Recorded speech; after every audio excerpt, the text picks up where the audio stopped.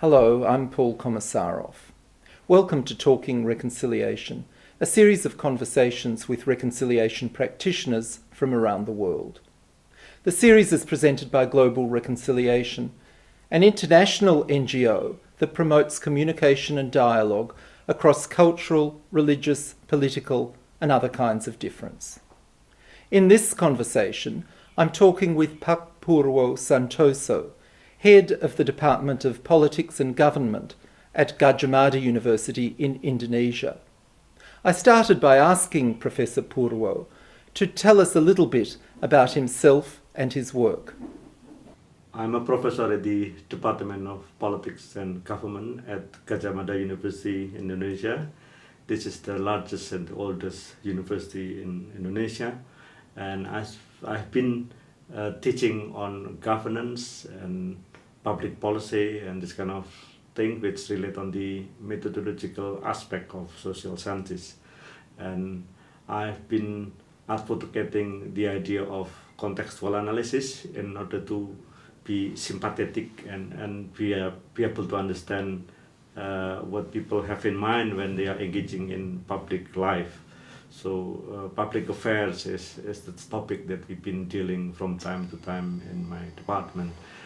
At my personal capacity, I also take part in the mass-based organization called Mada which people in Indonesia recognize it as a rural-based, moderate Islam and having a good and strategic role in maintaining cohesive social relation in the country. Purwo, could you tell me something about the concept of reconciliation with which you work? Reconciliations to me is a matter of settling up differences among different groups, among different class, among different faction in society, which inevitably taking place from time to time. And reconciliations should be the continuous effort in the community, because differences it's likely to be happening from time to time. So by having the framework of reconciliations, then we can live in harmony, hopefully, but the attitude of the people are so willing to understand why things happen, why things are different. This is the main attitude that we would like to promote in having reconciliation. Do you or Nahdlatul Ulama work with a particular method to promote reconciliation? Well, there are methods, but it is not specifically set for reconciliations, because there are principles of religious practices, and simply by following the practices, then reconciliation is not a difficult thing to do.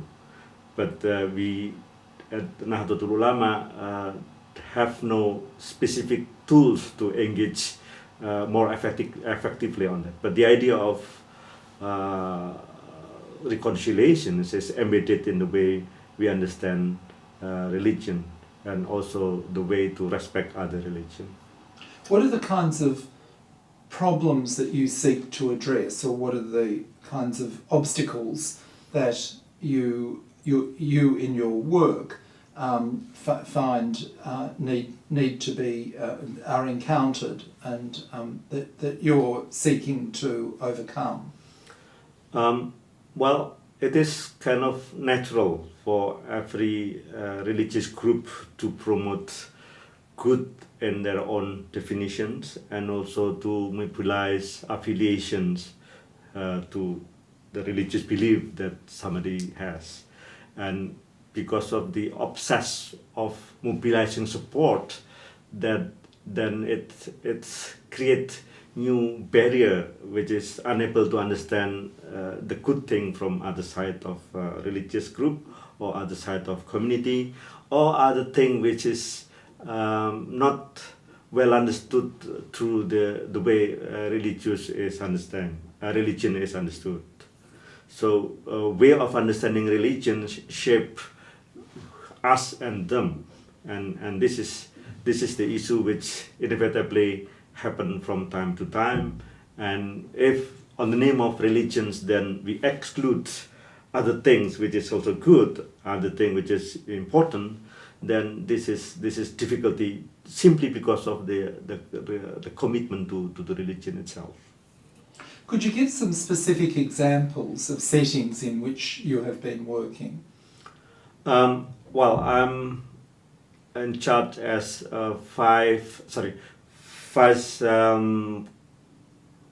chairman of Nahdlatul Ulama at the chapter of the province of Yogyakarta, and in my capacity as a vice chairman, then we have to link my religious organization with other group. For example, there were volcanic eruption in my area, and because of the volcanic eruptions, people are seek for sanctuary, for refugees camp, and it's happened. Many of them are living in the church. So because of the circumstance, then they choose to stay in a church. But then our other groups in the Islamic community are feeling insecure, feeling unhappy with the situations, and even they reproduce a threat, a discourse reproduce the threat of Christianization because of the Muslim are staying in the church, and because we have a good relationship with the church, especially with the leader of the church, and we've been having strategic communication among ourselves. We have kind of common platform to engage collectively, to engage in dialogue, and this is where then reconciliations are easy to come about. And what happened was that the leader of the church immediately come to my office, call for immediate meeting, and then we made immediate decisions that we will organize the Friday prayers, which is also important to signify that the Muslim are still Muslim.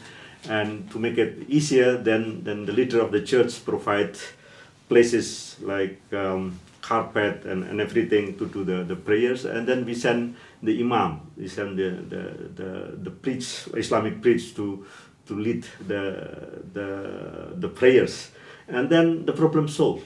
Now the common understanding among us from Islamic community with others from the church, which we from time to time has been able to maintain, allow us to have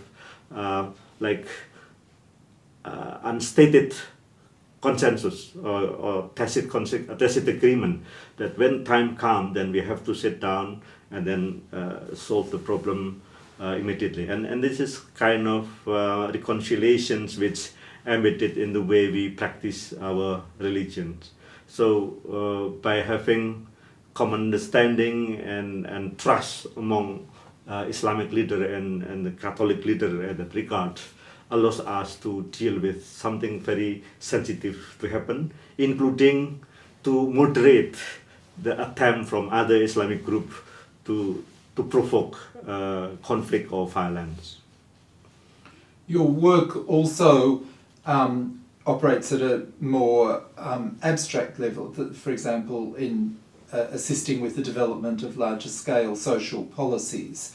I know you have an interest in the definition of borders, of international borders. Could you describe some of that work within this project? Yeah, border is something that we construct socially, and definition of us and them then create border. Now, typically we set up imaginary border because of the establishment of new state or new nation state like Indonesia after 1945 attempted to be an independent state, but the boundary between the state was set by colonial rule, colonial history, and people in the borderlands now are in a difficult position because all of a sudden they have to respect something which they didn't really take part on, that is to set the line. And by having new definition of state border, then they become somebody or somebody else. And this is the process of construction of border, which then leads the deprivations of many people in the borderland, because apparently the government keep developing the economy or providing public services from the center, from the place where infrastructure are already available, like electric, road system and telecommunication system. And then those who happen to be in the borderlands are systematically deprived because of the idea of border. And therefore, because the existence of border is very difficult to challenge, then we have to use the border as mean of demanding reconciliation, because if people are unable to understand why those who are in the borderlands are deprived, then we will not be in the equal position among citizens, and therefore then my group at Gadjah Mada University, that is the working group on border governance, try to seek way of making people at the center understand why people in the borderland are marginalized, and try to reverse the logic that we have to develop from the margin. As it happened, the idea of reconciliations, that the reconciliative idea, like developing from the margins, now is taken up politically by President Joko Widodo, and the framework of reconciliations, that is to understand why people are deprived, what sort of structural situations which has been making the deprivations taking place, and also how to reverse, what sort of infrastructure we should seek to establish, and then become like big project within the country. And this is simply because of the willingness of us to understand the deprivation, the political or social deprivation which has been taking place on the name of nation state. So how do you see the future for Indonesia, both in the short term and in the longer term, and what are the kinds of contributions that you feel that not just yourself but other people engaged in these social movements might be able to make? The main idea that I propose to allows us open-minded, to allows us willing to see other way of thinking, other interests, is to be more serious with the external challenge rather than internal challenge. The problem with politics in Indonesia has been driven by the attitude of each part to be winning, but winning within the inward-looking practices. And these situations exacerbated by liberalizations, decentralization, providing local autonomy and so forth. Well, this is right, this is good. But those who are provided with local autonomy, with the ability to express their identity, should hand in hand to face the external challenges. Otherwise, the neighbor or other groups are become the enemy. And therefore, this is the lessons that we learned from President Sukarno, is that in order to make us stronger and more coherent, then we have to have outward looking.